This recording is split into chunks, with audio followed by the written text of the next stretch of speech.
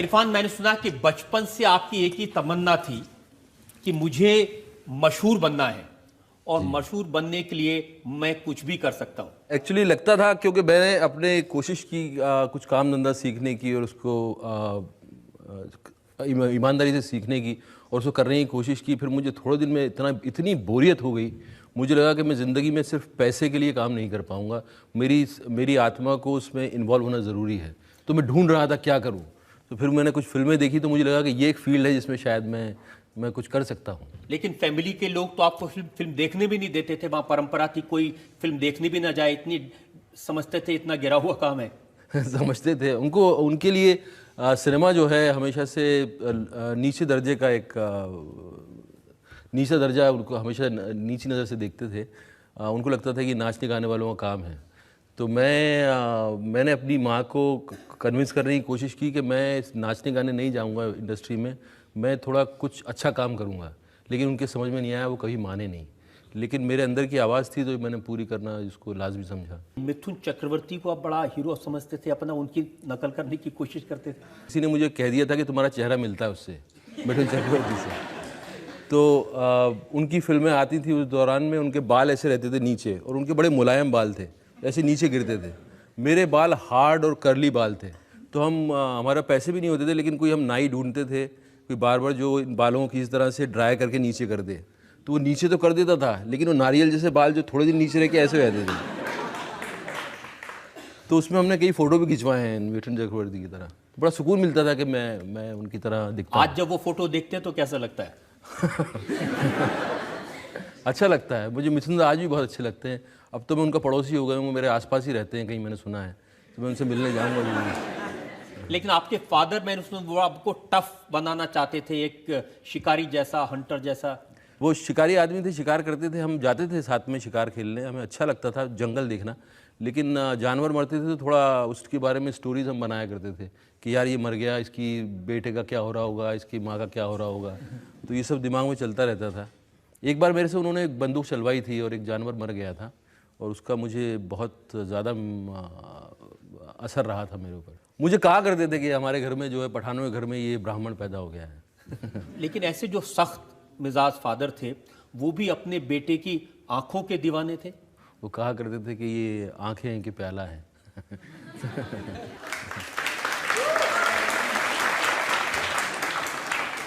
लेकिन ऐसे ही परिवार की आंखों में धूल झोंक के आप झूठ बोल के एनएसडी चले गए। वो धूल झोंकना ज़रूरी था, क्योंकि मुझे और कुछ समझ में नहीं आ रहा था। मेरी ज़िंदगी जयपुर में जो है एक तरह से एग्जॉस्ट हो चुकी थी और कुछ नहीं होता था। वही दोस्तों के साथ बैठे हुए हैं और वही कॉलेज की तरफ जाना, लड़कियों को छेड़ना, लड़कियों के पीछे जाना, और छेड़ भी नहीं पाते थे हम, तो छेड़ भी नहीं पाते थे। बस ये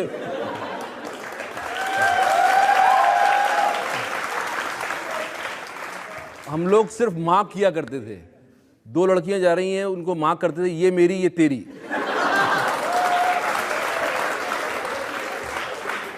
और उसके बाद आपस में झगड़े भी रहते थे कि नहीं यार वो तो मेरी है। और फिर उनसे घरों तक जाया करते थे पीछे पीछे, और फिर सोचा करते थे कि कैसे इस तक मैसेज पहुंचाया जाए। तो ये प्रोसेस चलता था 4 महीने, 5 महीने, 6 महीने। और बाई चांस कभी ऐसा मौका मिल गया कि हेलो कह सकें, तो वो भी हम कह नहीं पाते थे। अब लड़कियों की बातें क्या आप मेरा सवाल टाल रहे हैं। अच्छा। नेशनल स्कूल ऑफ ड्रामा में एडमिशन लेने के लिए आपने झूठ बोला। एक तो मेरी माँ को झूठ बोला।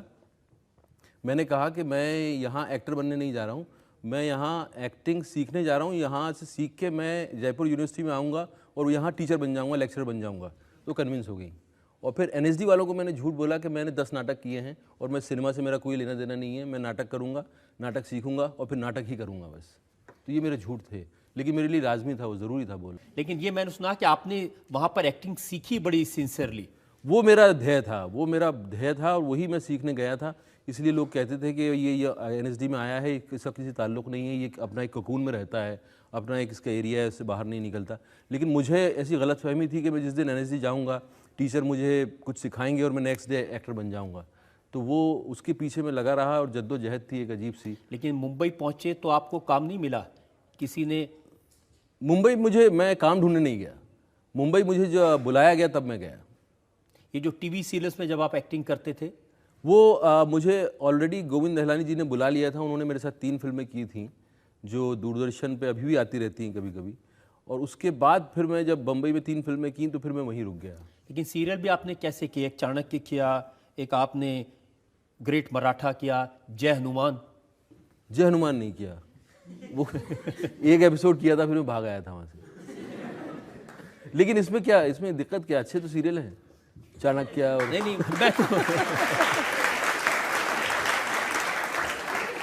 मैं तो ये साबित करने की कोशिश कर रहा हूं कि सक्सेस के लिए कुछ भी करने को तैयार थे, और आप जब फिल्मों में रोल नहीं मिला तो आप कहते थे कोई छोटा मोटा रोल ही दे दो। वो सीरियल करते वक्त जब मुझे लगता था कि मैं तो फिल्मों में काम करने आया हूँ, सीरियल में क्या कर रहा हूँ, तब मेरी इच्छा थी कि अमरीश पुरी के पीछे खड़े होने का मौका मिल जाए तो मतलब मैं धन्य हो जाऊँगा। लेकिन वो मौका मिला नहीं मुझे, इंडस्ट्री ने दिया नहीं। इंडस्ट्री ने आपके टैलेंट को पहचाना नहीं उस वक्त। मैं सब बात करते थे कि तो कितना अच्छा एक्टर है टीवी में, लेकिन जो है फिल्मों में काम नहीं देते थे। सुभाष घई साहब का भी कई बार मैंने सुना, उन्होंने कहा कि सीरियल देख के कि यार ये कौन लड़का है, ये कि बड़ा बड़ा ज़बरदस्त है। लेकिन फिर मैं इंतज़ार करता था कि शायद मेरे मोबाइल से सुभाष घई का फ़ोन आ जाए कभी। और मैं ऐसा मजाक भी करता था अपनी वाइफ से, अरे तुम्हें पता है कौन, हुज़ कॉलिंग, सुभाष जी। आपकी वाइफ तो मैंने सुना वो ये कहती है कि ये इतने पागल थे अपने काम के लिए कि जब लिफ्ट में जा रहे होते साथ साथ तो ये अपने डायलॉग जोर जोर से बोल रहे होते थे, बड़ी एम्बेरसमेंट होती थी उनको। हाँ, वो कई बार बोलती थी कि तुम बाजार में जो है रिहर्सल करना बंद कर दो। मैं एक्चुअली लाउड थिंकर हूँ, मैं आज कुछ दिमाग में आता है तो मैं उसको बड़बड़ाने लगता हूँ। तो कई बार बस में अगर आप जा रहे हैं इसे पकड़ के और अपना डायलॉग दोहरा रहे हैं तो आसपास वाले देखने लगते थे, फिर वो मुझे देखते थे, फिर ये भी देखते थे इसे साथ में कौन है, तो नज़र उन पे जाती थी। तो वो फिर उनको लगता था कि आप भी प्लीज़ ये बंद कर दो, घर पे कर लेना। पान सिंह तोमर में एक गाना है, तेरी अखियां दो नाली, आप पर फिट होता है, और तेरी बत्तियां दो नाली आपकी बातें सुन के लग रहा है।